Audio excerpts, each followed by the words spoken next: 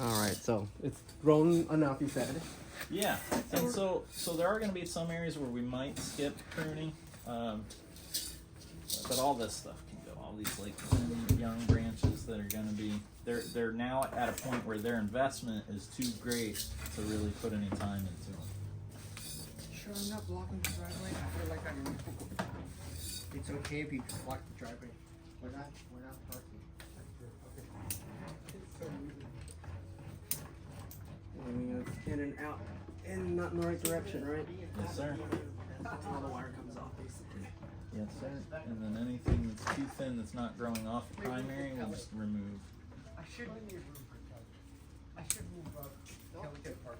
So if you park right there, the bird will poop over the bird. Crows. Big crows. You don't want that. No, I don't want that. Crows are my enemy. At least give a clean.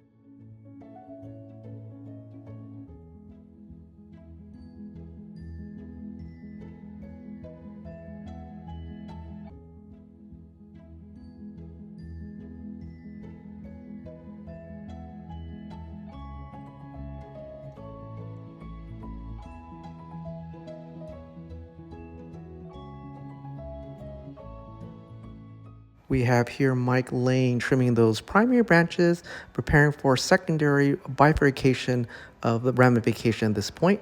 And you see me defoliating on the rest of those branches, getting ready for wiring.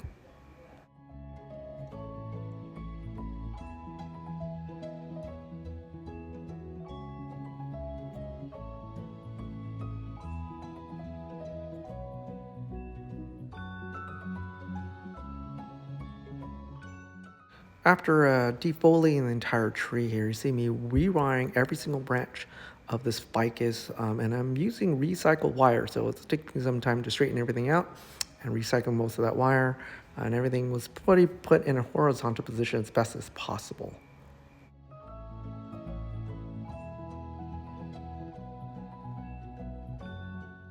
Now, if you've seen the previous video of this ficus, this is actually his third wiring. And most ficus, you'll have to do this process annually where you just defoliate and rewire the entire tree.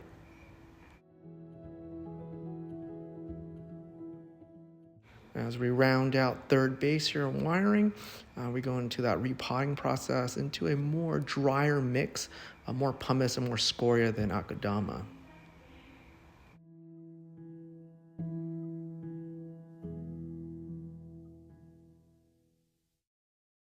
So, closing thoughts is we potted the tree into a tighter oval. I'm not sure, this is the Yamaki, Yeah, right? Yamaki, yeah. So we potted in a tight Yamaki.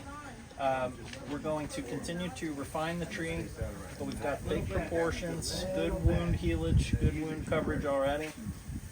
Tom's going to continue to run out some of the branches that we left unpruned until they get to size. And he's going to work on continuing to close the wounds that are on the tree. But proportion-wise, I'm really happy with it.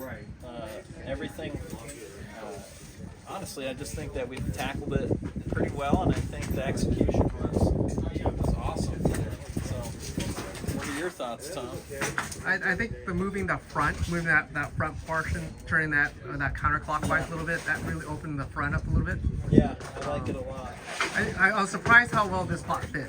Yeah. I thought we'd be like too small, but it fits like a glove. It does, and that's really what I wanted that aesthetic to be. It was really tight, sumo style. So yeah, it's badass. We did change the potting mix on this one. This is more pumice, more scoria than akadama. The last mix was a little too moist, a little too wet on the edges. And I think this one's gonna like this a lot. I think it's gonna do really well in that mix. So same process. Same grow process, it out, run it out, out, and yeah. then cut it Now, right what I back. would be doing is, policing out, just making sure that none of the suckers grow. So don't let any suckers grow.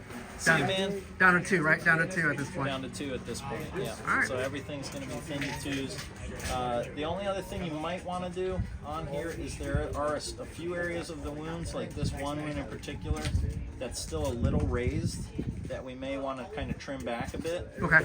and just kind of even that out so it's not, so it's a little easier to heal. Would that happen right now? Yeah. As a good growing season? Yeah. Okay. I would do it now before it buds out, and that way once it buds out, it's already adding the healing to it. Yeah. Awesome. All right. But Next do time you you mind come if I back. get a picture of it? Oh yeah, go for it. Sweet, man.